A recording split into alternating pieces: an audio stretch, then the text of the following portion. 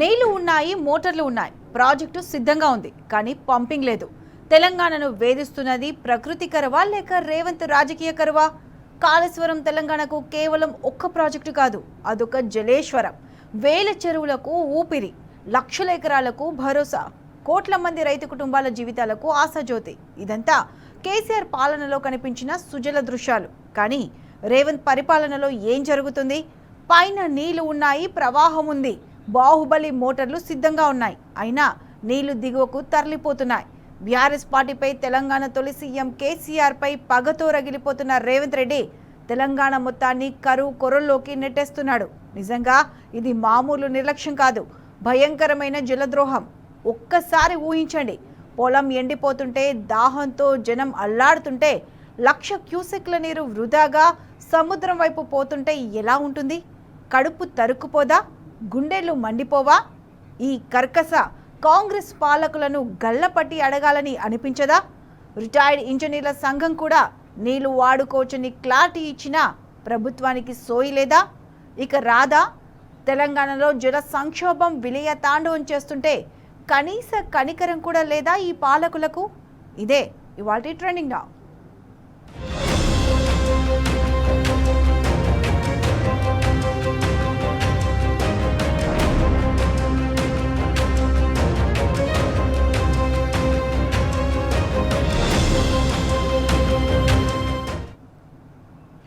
తెలంగాణలో నీటి నిల్వలపై ప్రమాద ఘంటికలు మోగిస్తున్నాయి. ఇప్పటికే రాష్ట్రంలో జల సంక్షోభం విలయ తాండవం చేస్తుంటే రేవంత్ విందులు చేసుకుంటున్నాడు. ప్రకృతి కన్నెర్ర చేస్తూ విపత్తు తరుముకొస్తుండగా సర్కార్ అవగాహన రాహిత్యం, దుర్నీతి దాన్ని మరింత ప్రమాదపు అంటించులోకి నెట్టేస్తుంది. రాష్ట్రంలో సాధారణ కంటే కూడా 32% తక్కువ నీటి నిల్వలు నమోదు కావడం ఆందోళన కలిగిస్తుంటే గుంపు ముఠా కంపు పనులతో మరింత వేడెక్కిస్తుంది. దేశంలో అత్యంత కనిష్ట నిల్వలున్న రాష్ట్రాల జాబితాలోనే మన రాష్ట్రమే ముందుండడం నిజంగా అత్యంత దారుణం.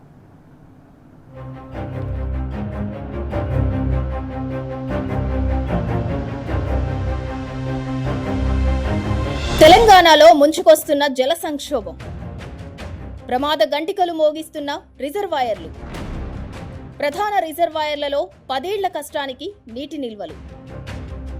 దేశంలోనే అత్యంత కనిష్ట స్థాయిలో తెలంగాణ. సాధారణ స్టోరేజ్ 19.26%, ప్రస్తుతం 12.92%. సాధారణం కంటే కూడా 32% తక్కువ నీటి నిల్వలు. నిరుడు ఇదే సమయానికి 30.18% నిల్వలు. మునుపెన్నడూ లేని రీతిలో తెలంగాణలో తీవ్ర వర్షాభావ పరిస్థితులు దాపురించాయి. ప్రధాన రిజర్వాయర్లలో నీటి నిల్వలు 10 ఏళ్ల కనిష్టానికి తక్కువగా నమోదయ్యాయి. దేశవ్యాప్తంగా 166 జలాశయాల్లో వినియోగానికి అందుబాటులో ఉండే నీటి నిల్వలను పర్యవేక్షించిన సిడబ్ల్యూసి అందుబాటులో ఉన్న నీటి నిల్వలు 2098.93 టీఎంసీలు మాత్రమేనని తేల్చి చెప్పింది. అంటే సాధారణ నిల్వల కంటే కేవలం 7% మాత్రమే ఎక్కువ.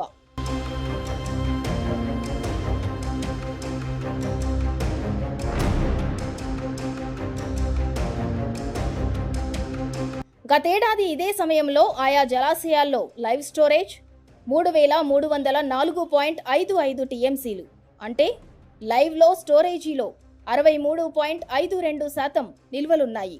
సాధారణ నిల్వలతో పోల్చినప్పుడు 107.62% నీటి నిల్వలు అధికంగానే ఉన్నాయి. కానీ ప్రస్తుతం పరిస్థితి అందుకు పూర్తిగా భిన్నంగా ఉంది. సాధారణ నిల్వతో పోల్చినా స్వల్ప అధికంగా ఉన్నప్పటికీ నిరుడుతో పోల్చితే అన్ని చోట్ల నీటి నిల్వలు కనిష్టంగానే ఉన్నాయి.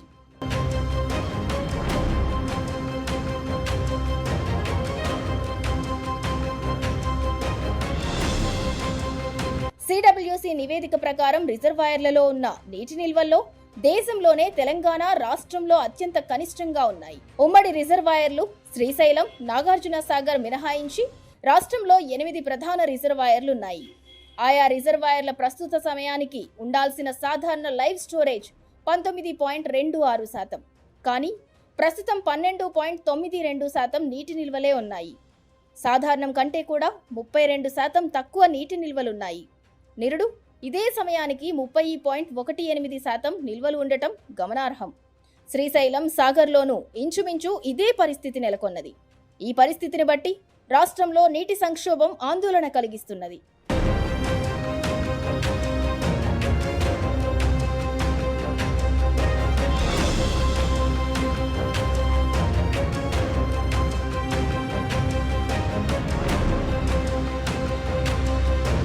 ఎంత దారుణమంటే రేవంత్ చేస్తున్న జలద్రోహం మామూలుది కాదు.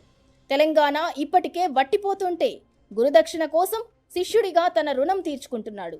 సొంత రాష్ట్రాన్ని రేవంత్ ఎండపెడుతుంటే శిష్యుణ్ణి అడ్డుపెట్టుకుని గురువు ఆంధ్రాలో జలహారతులిస్తున్నాడు.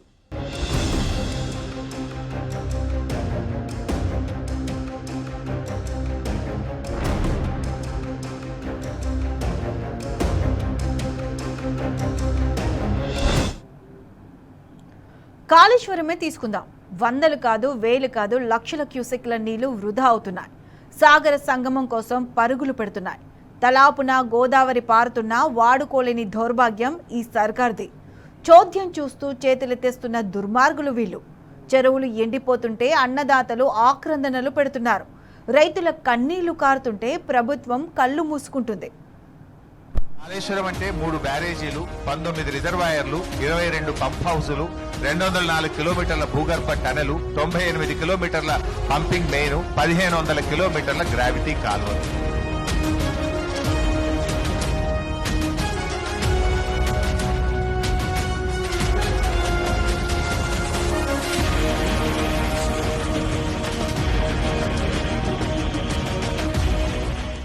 తెలంగాణను వెంటాడుతున్నది ప్రకృతి కరువా? కాంగ్రెస్ పాలకులు సృష్టించిన రాజకీయ కరువా? కాళేశ్వరం తెలంగాణకు కేవలం ఒక ప్రాజెక్టు మాత్రమేనా? కానే కాదు. కాళేశ్వరం అద్భుతమైన ఒక జలేశ్వరం. వేల చెరువులకు ఊపిరి, లక్షల ఎకరాలకు భరోసా, కోట్ల మంది రైతు కుటుంబాల జీవితాలకు ఆశాజ్యోతి. ఇదంతా కేసీఆర్ పాలనలో కనిపించిన సుజల దృశ్యాలు. కానీ రేవంత్ పరిపాలనలో జరుగుతోంది ఏంటసలు? పగతో రగిలిపోతూ కరువు కోరల్లోకి నెట్టేస్తున్న రేవంత్. ఇది మామూలు నిర్లక్ష్యం కాదు, భయంకరమైన జలద్రోహం.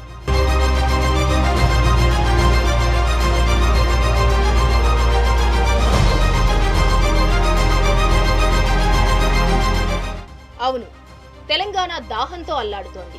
రాష్ట్ర ప్రజలు ఇప్పుడు కోలుకోలేని కష్టాల్లో ఉన్నారు.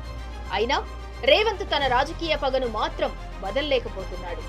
లక్షల క్యూసెక్కుల కొద్ది నీళ్లున్నా రైతు పొలం పారటం లేదు. మోటార్లు ఉన్నా రైతుల ఆశ ఆవిరైపోతోంది. అన్నదాత ఆరిపోతున్నాడు. బ్రహ్మాండమైన ప్రపంచం మెచ్చిన ప్రాజెక్టు చెంతనే ఉన్నా కాంగ్రెస్ ప్రభుత్వం మాత్రం పగతో రగిలిపోతోంది. రేవంత్ కడుపు మంటతో రెచ్చిపోతున్నాడు. ఇది జరిగినంత కాలం పంపింగ్ ఉండదు. ప్రాజెక్టు పడావు పడక తప్పదు. ఎండిన భూములు చూస్తే ఎవరి గుండెలైనా పగలకుండా ఉంటాయా?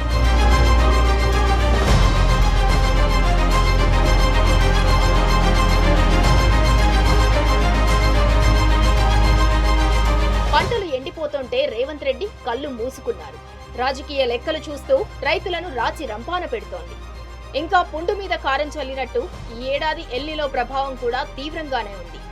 వర్షాకాలం మొదలైన నెల రోజులైనా చుక్క నీరు లేదు. పడ్డ వానను ఒడిసి పట్టుకోలేని దుస్థితి కనిపిస్తోంది. ఋతుపవనాలు పడాల్సిన వర్షాల్లో ఇప్పటికే 50% కురవనే లేదు. తెలంగాణలో 5% కూడా వానలు పడలేదు. మిగిలిన వానల మీద అసలుకే నమ్మకం లేదు. వాతావరణ శాఖ కూడా వచ్చే ఏడాది కూడా ఎల్నినో కొనసాగవచ్చని హెచ్చరిక ఇచ్చింది. మరి ఇలాంటి విపత్కర సమయంలో ప్రతి చుక్కను దాచుకోవాలా వద్దా? ఈ సోయే లేదు మన పాలకులకు.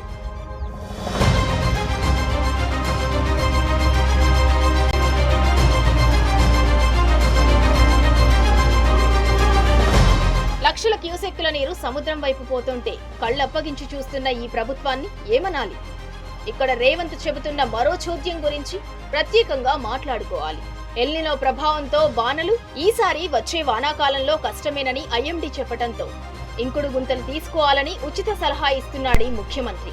మంచిదే, గుంతలు అవసరం కాదని ఎవరూ అనటం లేదు. కానీ 1,00,000 క్యూసెక్కుల ప్రవాహాన్ని వదిలేసి గుంతల్లో చుక్కలు దాచుకోవటం ఏంటి మహాశయ? ఇంకుడు గుంతల్లో నీళ్లను కాపాడుకుంటూ లక్షల క్యూసెక్కుల నీటిని కిందికి వదిలేయటం జల సంరక్షణ ఎలా అవుతుంది రేవంత్?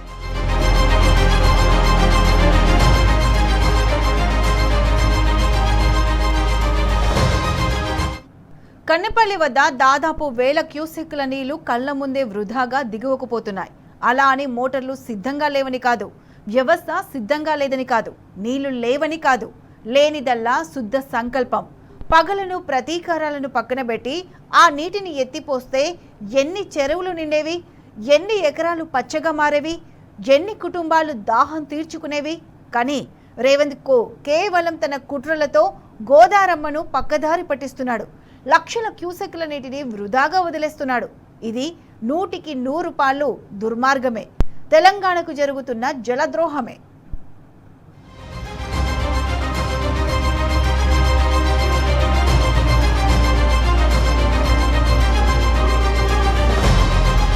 కాళేశ్వరం నీళ్లను ఎత్తిపోస్తే క్రెడిట్ కేసీఆర్ కు వస్తుంది కాబట్టి ఎత్తకూడదు. క్రెడిట్ వస్తే బోట్లు కేసీఆర్ కు పడతాయి కాబట్టే నీళ్లు ఎత్తిపోయొద్దు. మేడిగడ్డ 3 ఏళ్ల నుంచి రిపేర్ కాలేదు. కర్ణాటకలో కాంగ్రెస్ సర్కార్ తుంగభద్ర గేట్లు కొట్టుకుపోగానే వెంటనే రిపేర్ చేసింది. రేవంత్ బటన్ నొక్కాడు, చంద్రబాబు బటన్ నొక్కాడు. కానీ మన మేడిగడ్డను 3 ఏళ్ల నుంచి పడుకోబెట్టారు. మిస్టర్ రేవంత్, ఇదేనా మీ జల విధానం? ఇదేనా మీ రాజకీయ గణితం? అసలు జలసోయి ఎందుకు లేది కాంగ్రెస్ ప్రభుత్వానికి? రిపేర్ చేస్తే ప్రాజెక్టు కూలిపోతుందని చెప్పటం పిచ్చివాదన కాదా? కూలిపోతే కేసీఆర్ తప్పని అనుకుందాం. కానీ ఇప్పుడు రైతులు చనిపోతుంటే ఎవరిది తప్పు, ఎవరిది బాధ్యత?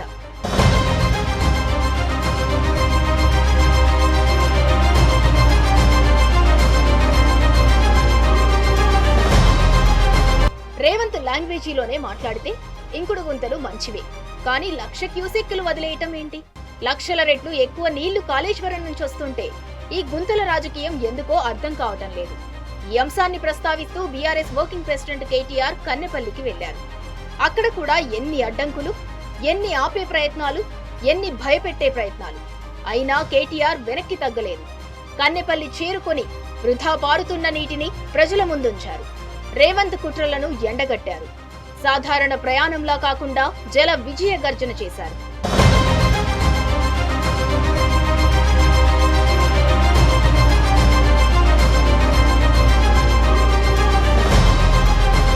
కాళేశ్వరం సమస్య కాదు. కాళేశ్వరం నుంచి నీళ్లు ఎత్తాలా వద్దా అన్న రాజకీయ నిర్ణయమే అసలు సమస్య. ప్రకృతి ఆగ్రహించి కరువు వస్తే ఎదుర్కోవచ్చు, కానీ నిర్ణయాల కరువు, పగ కరువు వస్తే తెలంగాణ దాహం తీరేదేలా? ఓట్ల కోసం జనాలను, రైతులను మరీ ఇంతలా ఇబ్బంది పెట్టాలా? కేసీఆర్ ఇమేజ్ డ్యామేజ్ చేయాలన్న కుతంత్రంతో తెలంగాణను డ్యామేజ్ చేయటం ఎంతవరకు కరెక్ట్? జలేశ్వరం మీద పెంచుకున్న పగతో తెలంగాణకు ద్రోహం చేయటం భావ్యమేనా?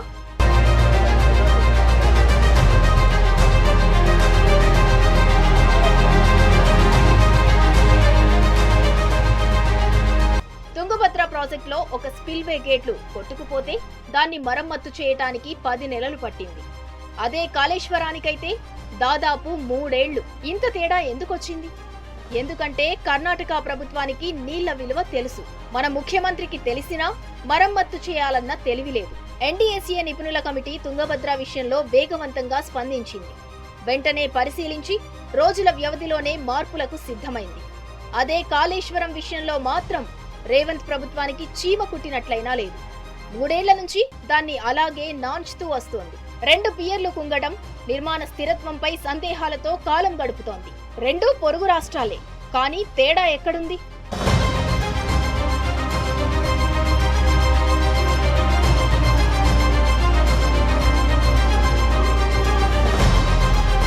కొంచెం లోతుగా చర్చిద్దాం. తుంగభద్ర ప్రాజెక్టు గేట్లు 70 ఏళ్లకు పైగా పాతవి. గేట్లలో తుప్పు, ఉక్కు, మందం తగ్గటం వంటి సమస్యలున్నాయి. వాటిని గుర్తించిన నిపుణులు గేట్లు మార్చాల్సిందేనని తేల్చి చెప్పారు. కానీ మేడిగడ్డ అలా కాదు. అక్కడ సమస్య గేటు కాదు, పియర్లు, ఫౌండేషన్, బ్యారేజ్ నిర్మాణ స్థిరత్వం, నది అడుగు భాగం, నేల భౌగోళిక లక్షణాలు అన్నీ పరిశీలించాల్సి వచ్చింది. కేవలం ఒక భాగం మార్చటం కాదు, మొత్తం నిర్మాణ భద్రతను అంచనా వేయాల్సిన పరిస్థితి. ఈ 2 సమస్యలు సాంకేతికంగా ఒకే రకమైనవి కావు, కానీ ఒకే రకమైన సమస్యలకు కారణమయ్యాయి.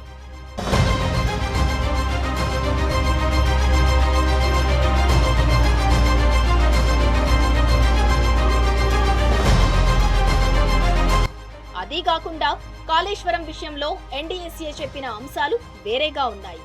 ఎన్డీఎస్ఏ నిపుణులకు కూడా పూర్తి జియో టెక్నికల్ అధ్యయనాలు అవసరమయ్యాయి. కొన్ని పరీక్షల ఫలితాలు కూడా ఆలస్యంగా అందాయి. అవసరమైన సాంకేతిక సమాచారం దశల వారీగా వచ్చింది. నిర్మాణ స్థితిని పూర్తిగా అర్థం చేసుకునేందుకు అదనపు పరీక్షలు చేయాల్సి వచ్చింది. అంటే విచారణకే ఎక్కువ సమయం పట్టింది. కానీ ఇంతలోనే ఏమైంది? కాళేశ్వరం నిర్మాణంలోనే మొత్తం లోపాలున్నాయంటూ కాంగ్రెస్ ప్రభుత్వం ప్రచారం మొదలుపెట్టింది. పూర్తి సాంకేతిక నివేదిక లేకుండా ముందుకు వెళ్లలేమంటూ చేతులెత్తేసింది. కానీ తుంగభద్రలో 10 నెలల్లో గేట్ల మార్పు ప్రక్రియ ప్రారంభమైతే కాళేశ్వరం ఘటనకు దాదాపు 3 ఏళ్లు ఎందుకు పట్టింది? ఎందుకు పూర్తి పునరుద్ధరణ ప్రారంభం కాలేదు? సాంకేతిక క్లిష్టత మాత్రమే కారణమా? లేక పరిపాలన, ఆర్థిక కాంట్రాక్టు, న్యాయపరమైన అంశాలు కూడా ప్రభావం చూపాయా? నిర్ణయం తీసుకునే క్రమంలో ప్రభావితం చేసిందెవరు? ఈ ప్రశ్నలకు సర్కార్ వద్ద స్పష్టమైన సమాధానం లేదు. కానీ కాలం మన కోసం ఆగేది కాదు కదా, దాని పని అది చేస్తూనే పోతుంది. ఎల్నినో ప్రభావంతో కరువు కమ్ముకొస్తుంది.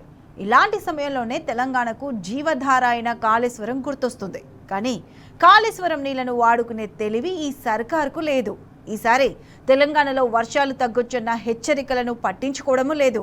1,00,000 కోట్లు అంటూ పిచ్చివాదన చేసే సర్కార్ అంత సొమ్ము వృధా కాకుండా అడ్డుకునే సోయి ఎందుకు లేదు? కాళేశ్వరం ప్రాజెక్టు ఎందుకు పూర్తి స్థాయిలో ఉపయోగంలో లేకుండా పోతుంది? ఇవే ప్రశ్నలు సంధిస్తుంది తెలంగాణ రైతాంగ. ఒకవైపు కమ్ముకొస్తున్న కరువు భయం, మరోవైపు పొలాలకు నీటి కోసం రైతుల ఆరాటం. కాళేశ్వరమే దిక్కు అని తెలిసినా అదే కాలయాపన. 2 పియర్లు మరమ్మత్తు చేస్తే కరువు తీరుతుంది. అయినా ఎందుకు ప్రత్యామ్నాయ చర్యలపై ఆధారపడుతోంది? కాళేశ్వరం నుంచి నీటిని ఎత్తిపోస్తారా లేదా?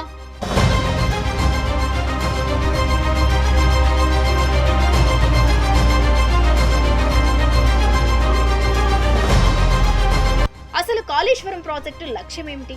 గోదావరి జలాలను ఎత్తిపోసి తెలంగాణలోని సాగు భూములకు అందించడం, తాగునీటి అవసరాలు తీర్చడం, పారిశ్రామిక అవసరాలకు నీరందించడం, భూగర్భ జలాలను మెరుగుపరచడం.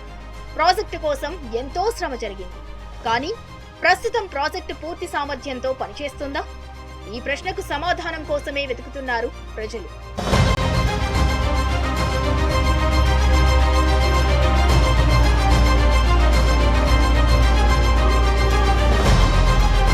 తెలంగాణలో సాగునీటి రంగం గురించి చెప్పాలంటే కాళేశ్వరం ప్రాజెక్టుకు ముందు, ఆ తరువాత అనే చెప్పాల్సి ఉంటుంది. కాళేశ్వరం ప్రాజెక్టు అందుబాటులోకి వచ్చిన నాటి నుంచి తెలంగాణలో పంటల విస్తీర్ణం క్రమంగా పెరుగుతూ వచ్చింది. ఎస్ఆర్ఎస్పీ మొదటి ఆయకట్టుకు పూర్తి భరోసా దక్కడమే కాదు, సూర్యాపేట, తుంగతుర్తి నియోజకవర్గాల్లో ఎస్ఆర్ఎస్పీ ప్రాజెక్టు ఫేజ్ 2 ఆయకట్టుకు సైతం సాగునీరు అందటం ప్రారంభమైంది. బీఆర్ఎస్ సర్కార్ అమలు చేసిన ఇతర అభివృద్ధి ప్రణాళికలకు ఫలితంగా సాగు విస్తీర్ణం పెరిగింది.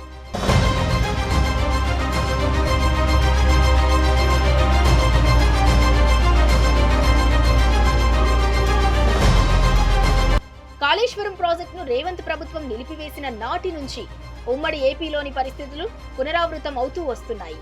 మేడిగడ్డలో తలెత్తిన చిన్నపాటి సాంకేతిక సమస్యను సాకుగా చూపి మొత్తం ప్రాజెక్టును బలిపెట్టేందుకు కాంగ్రెస్ ప్రభుత్వం ప్రయత్నించింది. ప్రాజెక్టు నిరర్ధకం అన్న స్థాయిలో ప్రచారం చేసింది. దాదాపు 2.5 ఏళ్లుగా బరాజ్కు మరమ్మతులు చేపట్టకుండా రాజకీయాలకు పాల్పడింది. తొలుత ఎన్డీఎస్ఏ, ఆపై విజిలెన్స్ ఎన్ఫోర్స్మెంట్, ఆ తర్వాత జస్టిస్ పీసీ ఘోష్ కమిషన్ పేరిట కాలయాపన చేసింది. అవినీతి మరకలను అంటించేందుకు బీఆర్ఎస్ ను, కేసీఆర్ ను బద్నాం చేసేందుకు ప్రయత్నించింది. అయితే కాంగ్రెస్ సర్కార్ ఆశించిన స్థాయిలో ఆయా కమిషన్ల నివేదికలు రాలేదు. కాళేశ్వరం ప్రాజెక్టు సరైనదేనని నిర్ధారణ అయింది. ఈ నేపథ్యంలో కాంగ్రెస్ సర్కార్ డైలమాలో పడింది.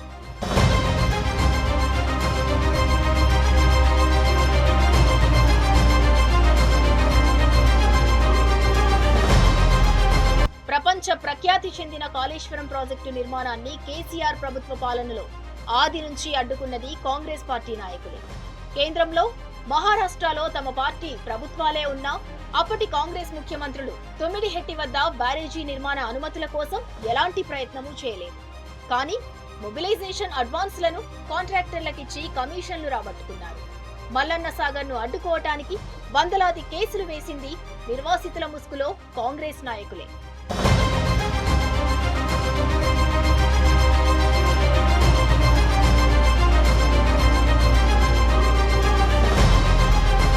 కాంగ్రెస్ పార్టీ స్వార్థ రాజకీయ ప్రయోజనాలకు కాళేశ్వరం ప్రాజెక్టులో భాగమైన మేడిగడ్డ బరాజ్ బలైంది. హస్తం పార్టీ కుటిల పన్నాగాలతో ప్రాజెక్టు పడావు పడింది.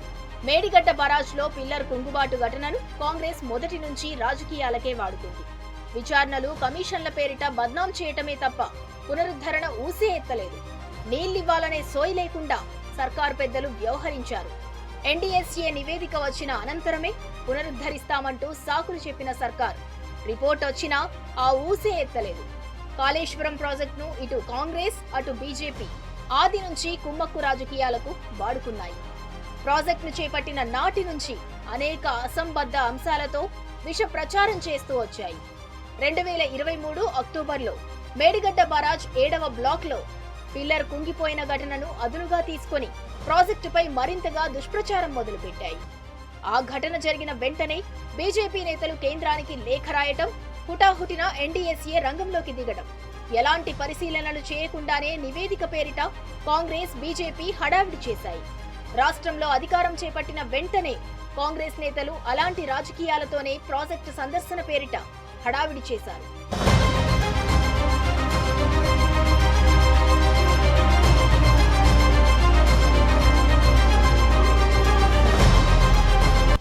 అంతేకాదు, కాళేశ్వరం ప్రాజెక్టుపై కాంగ్రెస్ ప్రభుత్వం విజిలెన్స్ ఎంక్వైరీకి ఆదేశించింది.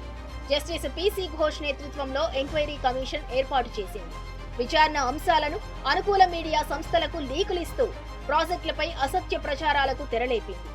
లోక్సభ ఎన్నికల సందర్భంగా ఆ తర్వాత ఏదైనా అంశంలో డిఫెన్స్ లో పడిపోయిన ప్రతి సందర్భంలో కాంగ్రెస్ ప్రభుత్వం కాళేశ్వరం ప్రాజెక్టును తెర మీదకు తీసుకురావటం పరిపాటిగా మారిపోయింది.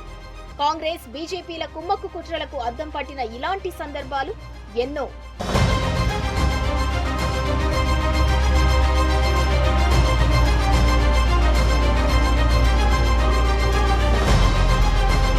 అంతేకాదు, ప్రాణహిత చేవెళ్ల ప్రాజెక్టుకు మళ్లీ కాళేశ్వరం ప్రాజెక్టే ప్రాణాధారమైంది. కాళేశ్వరంలో భాగంగా నిర్మించిన సుందిల్లా బరాజ్ ప్రధాన వనరుగా మారింది. తమ్మిడిహట్టి నుంచి ఎల్లంపల్లికి నిర్దేశిత జలాల మళ్లింపు అసాధ్యమే గాక ఆర్థికంగానూ భారమైంది.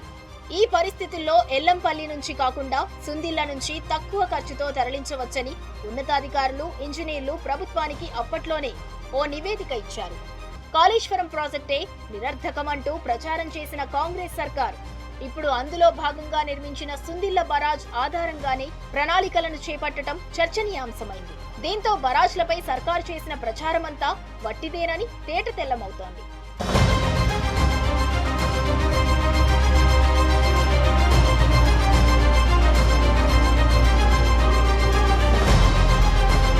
ఇంకో విషయం ఏంటంటే, కాళేశ్వరం ప్రాజెక్టుకు అనుమతులు లేవన్న కాంగ్రెస్ ప్రభుత్వం బడైబాయ్ నిర్ణయాన్నే తప్పుపట్టారు.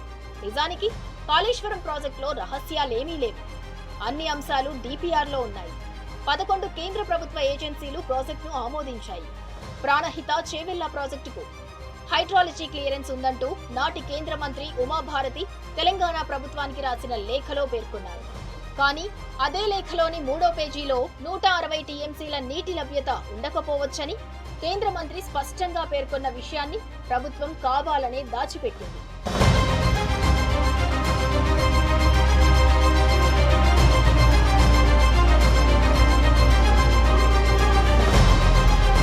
అదీగాక మేడిగడ్డను రిటైర్డ్ ఇంజనీర్లు వ్యతిరేకించారని చెప్పటం వాస్తవం కాదు.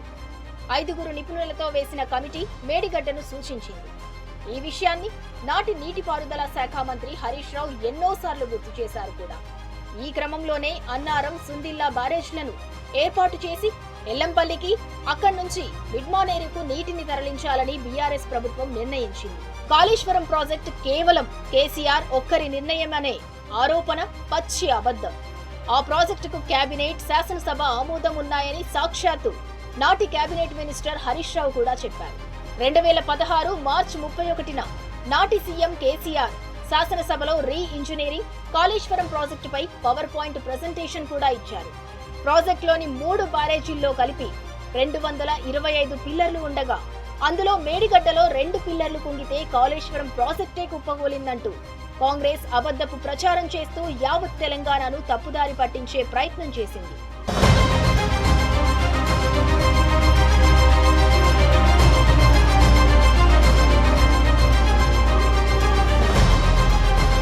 కేసీఆర్ హయాంలో రూపకల్పన చేసిన కాళేశ్వరం ప్రాజెక్ట్ తెలంగాణ జీవనాధారమై నిలిచేది. వరప్రధాయినిగా విరాజిల్లేది.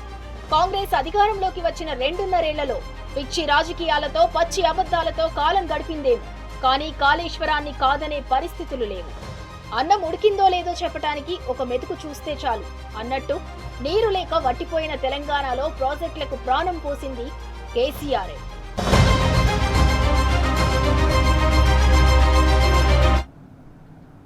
ఇది ఇవాల్టి trending now. Keep watching tea news.